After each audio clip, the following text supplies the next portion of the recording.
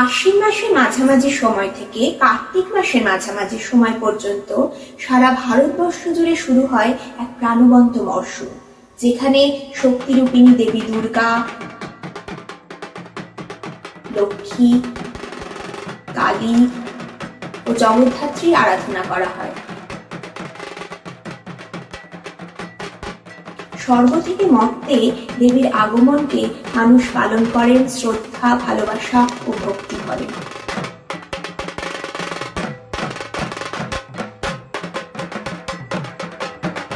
চারিদিক ভরে ওঠে খুশির আমেজে।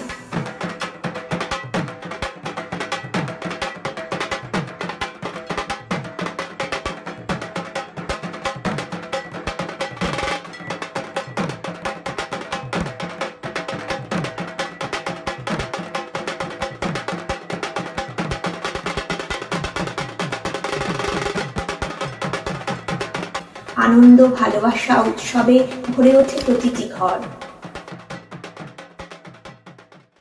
কিন্তু প্রতিটি পুজো শেষে দেবীকে বিদায় জানাতে হয় ভারাক্রান্ত মনে।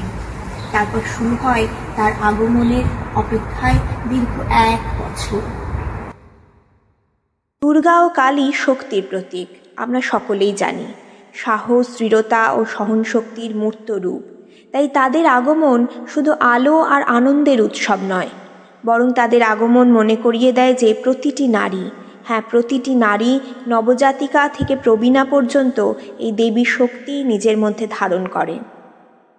অন্যায়ের বিরুদ্ধে রুখে দাঁড়ানো, বৈষম্য অত্যাচারের বিরুদ্ধে প্রতিবাদ করাই প্রকৃত উৎসবের তাৎপর্য।